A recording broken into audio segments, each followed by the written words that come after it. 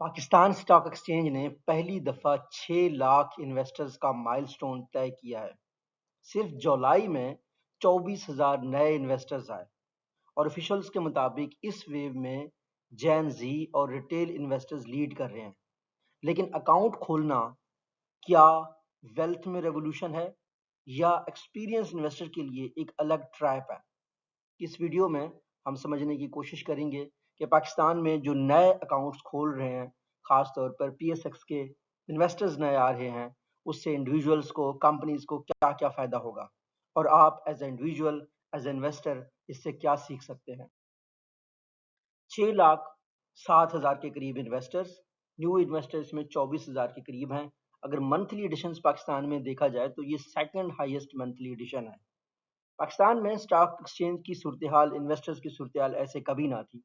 जून 2022 तक सिर्फ 2,75,000 थे। 121% इंक्रीज ऑब्जर्व किया गया है, जिसकी वजह से 6,07,000 इन्वेस्टर्स हो गए हैं। जेन जी खास तौर पर वो लोग जो इंटरनेट की दुनिया में पहुंचे हैं, वो लोग मोबाइल ज़्यादा यूज़ करते हैं, मार्केट मोमेंटम उनको अट्रैक्ट कर रही है, सोशल मीडिया पे स्टॉक्स के हक में बोलने वाले लोग मौजूद हैं, यंग जो अर्नर्स हैं, वो अपना कैश कोशिश कर रहे हैं कि एज ए इन्वेस्टमेंट इन्वेस्ट करें। पैटर्न जो बन रहा है वो ये हो रहा है कि जो करते हैं इन्वेस्टर्स, अकाउंट खोलते हैं, फंड करते हैं और डिसिप्लिनली उन्होंने सरवाइव करना होता है जहां पे भी उन्होंने फंडिंग करनी होती है।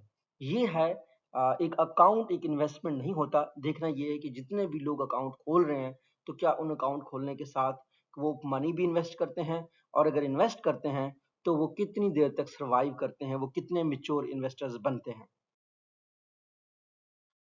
अगर ये देखा जाए कि जब भी हम कोई भी बिज़नेस खरीदते हैं, वेल्थ तब जो है ना शुरू नहीं होता। स्टॉक हम लेते हैं और उसको ओन करते हैं और उसपे जो डिविडेंड्स, जो रिटर्न आते हैं, टाइम के साथ-साथ प्राइस डेली मूव करता है और बिज़नेस की वैल्यू बड़ी ही स्लोली चेंज होता है। अगर हम वॉरेन बफे को देख लें, जो दुनिया का स्टॉक्स को लेकर एक दफ़ा अमीर-तरीन इंसान हुआ था और बिलियन डॉलर की उसने इन्वेस्टमेंट की है, उस बंदे की इन्वेस्टमेंट्स के लिए उसने 40 साल वेट किया मिलियनेयर या बिलियनेयर होने के लिए। सो इन्वेस्टिंग, ट्रेडिंग एंड गैम्बलिंग एक जैसे नहीं होते। बहुत से लोग पाकिस्तान में ये समझते हैं कि शायद इन्वेस्टमेंट गैम्बलिंग की तरह की चीज़ है। इन्वेस्टिंग बिज़नेस वैल्यू से आता है। जब आप इन्वेस्ट करते हैं, बिज़नेस की वैल्यू बढ़ती है, साल लगते हैं, इसमें प्रोसेस होता है। ट्रेडिंग जो है ना वो प्राइस मूवमेंट होती है। छोटी देर के लिए लोग करते हैं, रूल्स को फॉलो करते हैं। गैम्बलिंग ऑब्वियसली इसमें एक्साइटमेंट होती है, टिप्स, बोरोड मनी से लोग गैम्बल करते हैं। प्रोडक्ट्स आइडेंटिकल हैं लेकिन बिहेवियर इनका मुख्तलिफ है। जितने भी जेन जी इस वीडियो को देख रहे हैं, ये उनके लिए एक गाइडेंस के तौर पर एक्ट कर सकती है कि वो एक अच्छे इन्वेस्टर कैसे बन सकते हैं ताकि उनको रिटर्न मिले। अगर हम ये देखें कि FOMO loop is design to feel like intelligence. Viral tip होता है कि सब सब लोग खरीद रहे हैं तो हम लोग खरीदना शुरू कर देते हैं, खास तौर पर यंग जनरेशन के लोग। फिर क्या करते हैं कि कुछ थोड़ा सा भी हमें गेन फील होता है तो ऐसे लगता है जैसे लक काम कर गया है। अगर हम जब देखते हैं कि लक काम कर गया है, फिर हम जो है ना बिगर बेट लगाते हैं और वहां से जो है ना शार्प फॉल आता है। मार्केट में अक्सर लोग आते हैं और चले जाते हैं। उसकी वजह ये होती है कि वो इस लूप के अंदर जो है ना फंस जाते हैं। फोमो होता है फियर ऑफ मिसिंग आउट, कि मैं कहीं पीछे ना रह जाऊं। तो अगर आपने इन्वेस्टमेंट करनी है, अगर आपने अकाउंट खोलना है, ऑब्वियसली आपने एक वेल थॉट तरीके से अकाउंट खोलना है और फिर उसको मैनेज करना है। कुछ भी स्टॉक परचेज करने से पहले ये आपने देखना है कि वो कंपनी कितना अर्न करती है और वो कैसे कमाती है। आपने देखना ये है, कोई भी स्टॉक हो, ये स्टॉक्स के खरीदने का बेहतरीन सिस्टम है कि कस्टमर कौन है, what problem earns the revenue, कौन सा ऐसा मसला है जो कंपनी सॉल्व कर रही है जिससे कंपनी को रेवेन्यू आ रहा है। Why can competitors not copy it easily, ये आपने जरूर देखना है। स्टॉक्स ऐसे लेने हैं जिनको इजीली कॉपी ना किया जा सकता हो, तभी तो उनकी वैल्यू बढ़ेगी। अगर एक कंपनी की हाइप है और कल उसको कोई और कंपनी रिप्लेस कर देती है, वो जिस प्रॉब्लम का सोल्यूशन दे रहा है उसको कोई और देगा, तो डेफिनेटली वो कंपनी सर्वाइव नहीं करेगी। What could permanently damage cash flows, ये आपने जिस भी कंपनी में इन्वेस्ट कर रहे हो उसमें जरूर देखना है कि उससे कैसे जो है ना उसका कैश फ्लो डैमेज हो सकता है। क्या ये जो मौजूदा प्राइस है, क्या ये परफेक्शन के बेस पे है? तो ये चीजें आपने किसी भी कंपनी को या स्टॉक को लेते हुए आपने लाजमी देखना है। 5 जो नंबर्स हैं वो किसी भी स्टॉक को क्या कर सकते हैं, उसको एक्सपोज करते हैं, उसकी रियलिटी आपको बताते हैं। पहला नंबर रेवेन्यू। अगर रेवेन्यू उसका बढ़ता जा रहा है तो इसका मतलब है क्या उसका डिमांड भी बढ़ रहा है, ये आपने देखना है। उसकी डिमांड बढ़ रहा है तो डेफिनेटली उसका रेवेन्यू बढ़ता ही जाएगा। मार्जिन आपने जरूर देखना है। बहुत ज्यादा स्टार्टअप्स, नई कंपनीज अक्सर इस चीज पे जाती हैं कि जी हम बहुत ज्यादा रेवेन्यू हमारा बहुत ज्यादा है, लेकिन उनका मार्जिन बिल्कुल नहीं होता। तो इस पे आपने देखना है। डेट को देखना है, क्या ये स्ट्रेस सर्वाइव कर सकता है। कैश फ्लो देखना है, प्रॉफिट कैश बन जाता है। और वैल्यूएशन देखनी है, किस चीज पे इसकी प्राइसिंग की गई है। 5 जो ये चीजें हैं ये किसी भी स्टॉक को एक्सपोज करते हैं, उसकी रियलिटी बता सकते हैं, उसकी वीकनेसेस बता सकते हैं। सो स्टॉक्स में हमेशा एक हमने बहुत, जब मैं बीबीए कर रहा था आज से तकरीबन कह सकते हैं 15-20 साल पहले, तब हम एक लफ्ज सिखाया गया था कि do not put all eggs in one basket. तो डाइवर्सिफिकेशन बिल्कुल आपको बचा सकता है। एक कंपनी के स्टॉक आप खरीदते हैं, वो कंपनी डैमेज हो सकती है, लेकिन मल्टीपल डाइवर्सिफाइड स्टॉक्स आप खरीदते हैं तो डेफिनेटली उसमें आपको एडवांटेज मिल जाता है। Your first risk control exits outside the stock market.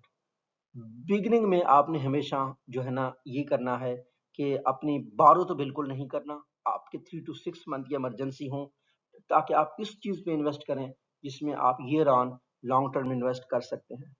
Money needed soon should not depend on tomorrow's market price.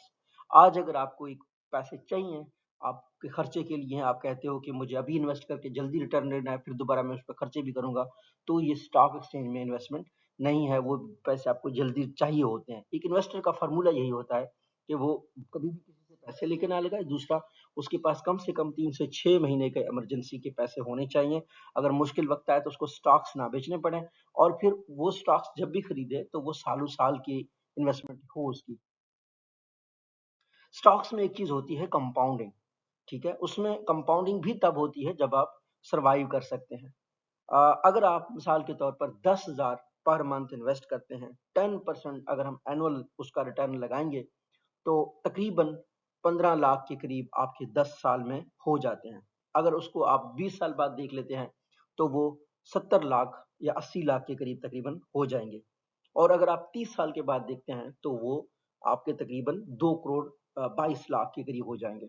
सो यहाँ से हमें एक चीज समझ आती है कि स्टॉक्स में जब भी आप इन्वेस्ट करेंगे, आपने लॉन्ग टर्म की ये गेम है, तभी जाके आपको रिटर्न मिलता है।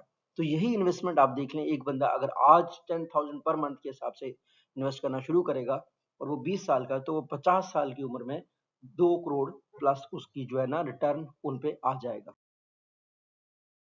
Open safely broker ownership custody alerts.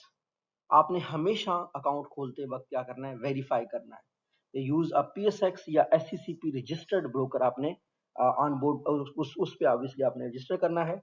अपना नाम यूज करना है, ट्रेडिंग अकाउंट और यूआईएन आपका अपना नाम हो। जो कस्टडी है, सीडीसी अकाउंट, सब अकाउंट। और आपने मॉनिटर भी इसको करना है, कंफर्मेशन और स्टेटमेंट्स वगैरह भी देखनी है आपने।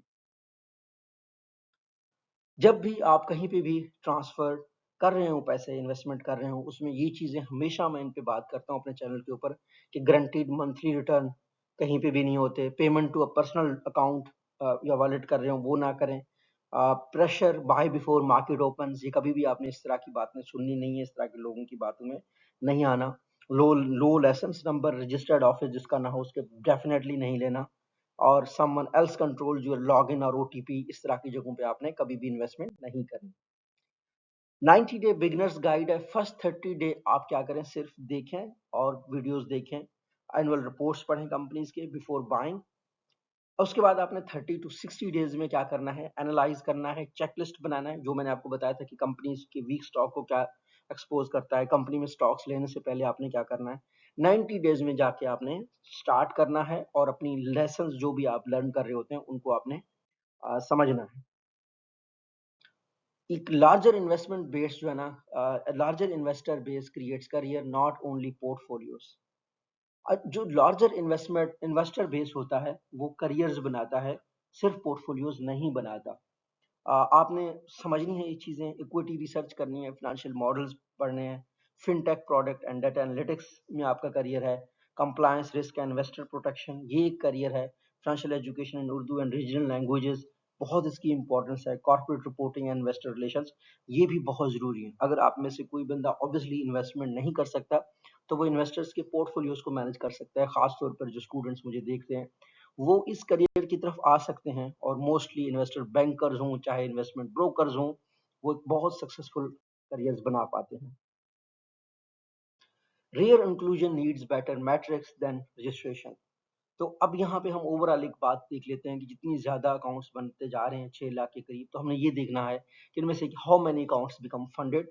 दूसरा ये देखना है कि इनमें से कितने जो है ना 12 मंथ तक एक्टिव रहते हैं, और क्या ख्वातीन भी इसमें पार्टिसिपेट कर रही हैं, रिकरिंग इन्वेस्टमेंट हो रही है नहीं हो रही, अ, क्या कंपनीज की क्या सिचुएशन हो जाती है जब ये पार्टिसिपेशन इंक्रीज हो जाती है। तो रेजोल्यूशन क्या है एक लर्निंग गैप में? सबसे पहली चीज जो विनिंग स्ट्रेटजी है वो ये है कि more Pakistani can own productive businesses and participate in formal finance.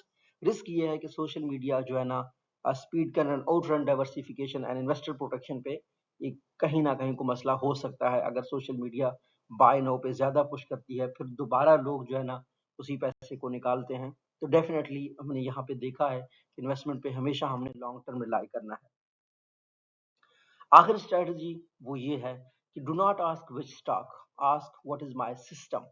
अपना देखिएगा, अगर आप इन्वेस्ट करने जा रहे हैं पहले सीखें, वेरीफाई करें, फिर डिवर्सिफाई करें।